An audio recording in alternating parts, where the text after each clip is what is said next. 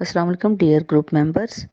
आज हम 17 नंबर पे नाज़िल होने वाली सूरह सुनेंगे जो कुरान पाक की मौजूदा तरतीब में 107 नंबर पे है और जब नाज़िल हुई तो 17 नंबर पे नाज़िल हुई थी और ये सूरह माऊन है। माऊन के लुग़वी मानी है बरतने की यानी यूज़ की छोटी मोटी जो चीज़ें होती हैं। बिस्मिल्लाहिर्रहमानिर्रहीम। इसमें अल्लाह ताला फरमा रहे हैं अरईतल्लज़ी युकज़्ज़िबु बिद्दीन, भला तुमने ए मोहम्मद ऐसे शख्स को देखा है जो रोज़े जज़ा को यानी क़यामत को झुठलाता है। अब मक्के के तमाम ही लोग क़यामत को झुठलाते थे, रोज़े जज़ा से इनकारी थे। वजह ये थी कि वो अल्लाह को तो मानते थे, अल्लाह को एक नहीं मानते थे, अल्लाह के साथ शरीक ठहराए हुए थे 365 बुत। और सबसे बड़े 3 बुत मैंने बार-बार आपको पीछे भी बताया कि उन 3 बुत को अल्लाह की बेटियां बोलते थे। उनके नाम लात, उज़्ज़ा और मनात, ये 3 बड़े बुत थे। तमाम किस्म के चढ़ावे उन पे चढ़ाते थे और कहते थे कि अगर अल्लाह ने हम पे कोई अज़ाब या कोई क़यामत आई भी, पहली तो ये बातें नहीं आएगी नाउज़ बिल्लाह, अगर आई तो ये 3 जो बड़े बुत हैं, अल्लाह की फरिश्ते जो बेटियां हैं, ये हमें अल्लाह से बचा लेंगी।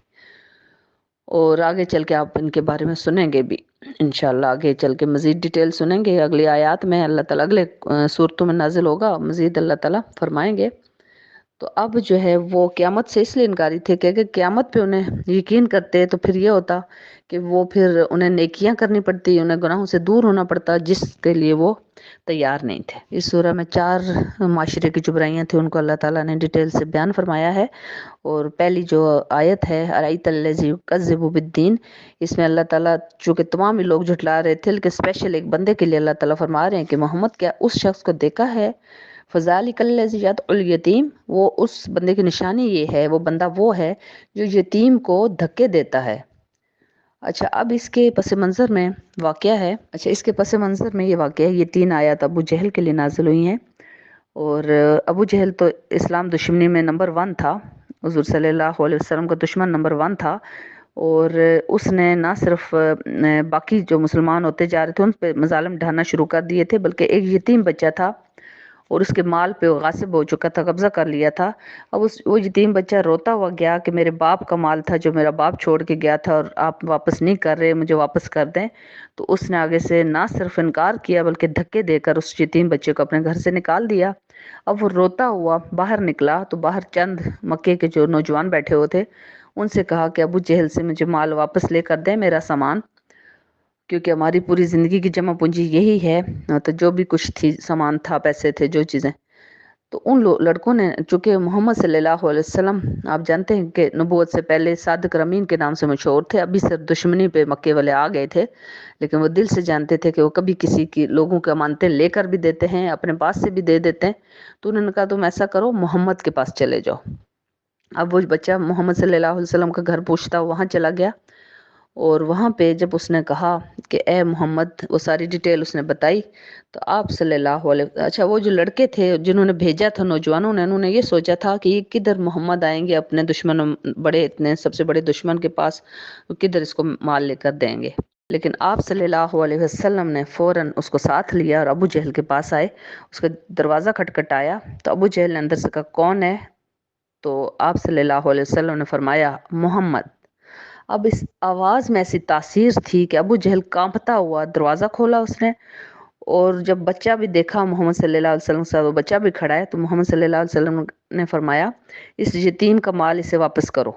बस उन्होंने सिर्फ इतना कहा और अबू जहल दौड़ता हुआ गया, कांपते हाथों से सामान उठाया और लाके उसको दे दिया।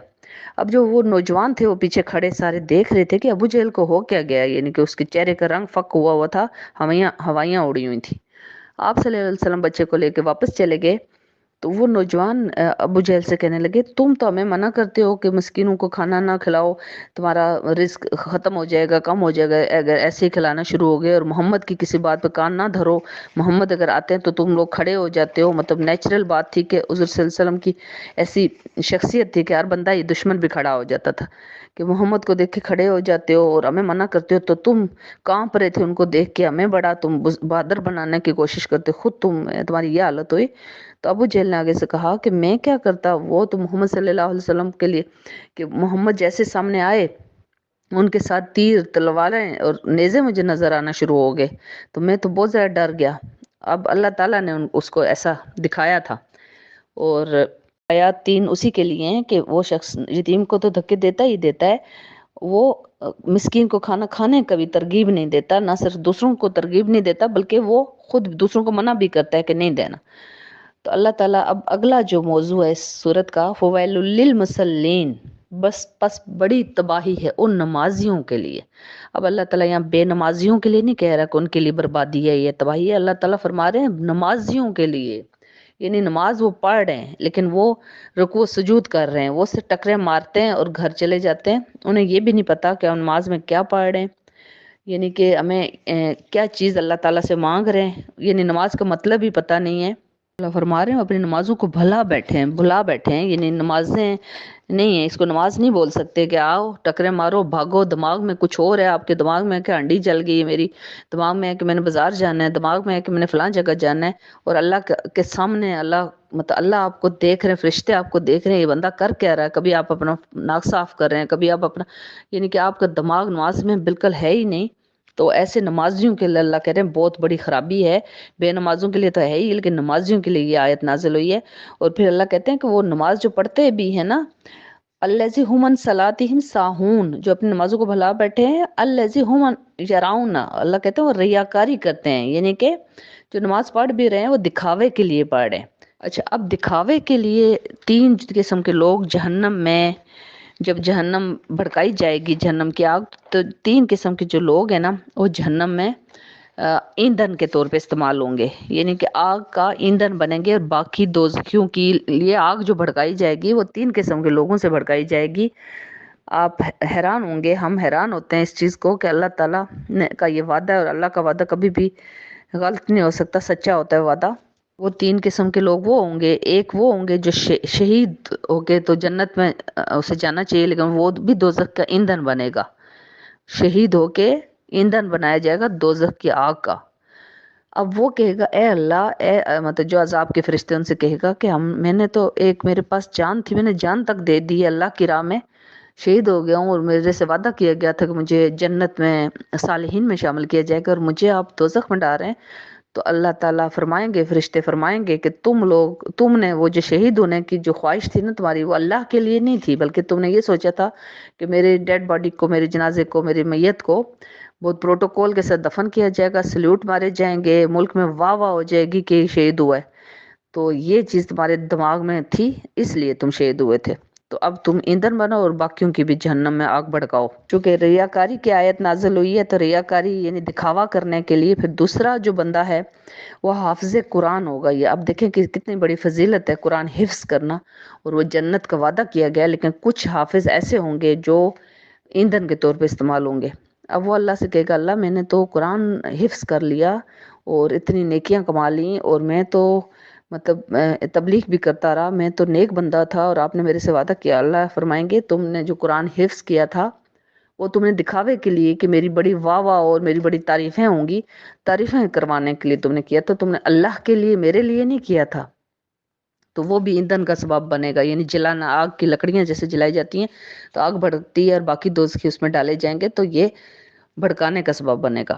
तीसरी किस्म का वो बंदा जो गनी होगा, यानी बहुत अल्लाह की राह में दे रहा होगा। अब वो कहेगा कि ए अल्लाह, मैंने तो मतलब इतनी एम्बुलेंसें चलाई, मैंने तो फ्री शेल्टर होम चला दिए, मैंने फ्री खाने दे रहा था, मैं ईदी, सॉरी आई एम सॉरी, मैंने तो वो चला दी सारी, मैंने वो जो होती है डोनेशन, मैंने कर करके मैंने लोगों के लिए काम किया सारा।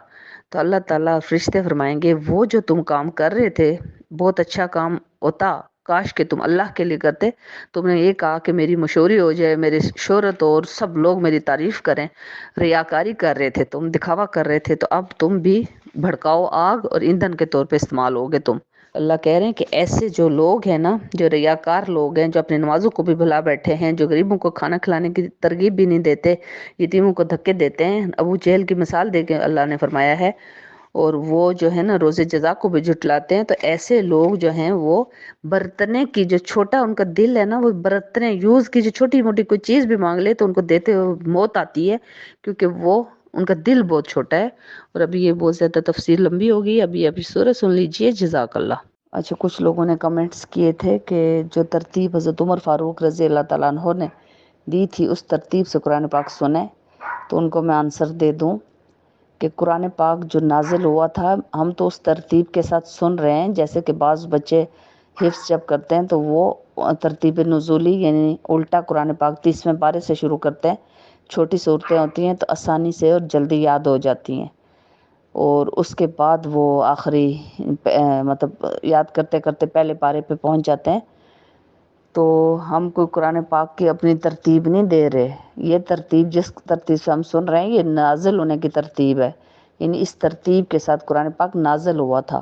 لیکن ہمارے پاس جو موجودہ قرآن پاک ہے وہ اس ترتیب کے ساتھ ہے جو کہ لوح محفوظ میں محفوظ ہے. اور پھر صحابہ کرام نے ہمارے پیارے نبی سے بھی حضرت جبرائیل علیہ السلام نے سنا تھا، آخری رمضان المبارک میں 2 بار ریویژن کروائی تھی، اور اسی ترتیب کو پھر ہمارے جو صحابہ کرام تھے انہوں نے ترتیب دیا تھا جو ہمارے پاس موجودہ قرآن پاک ہے اور لوح محفوظ کی ترتیب ہے.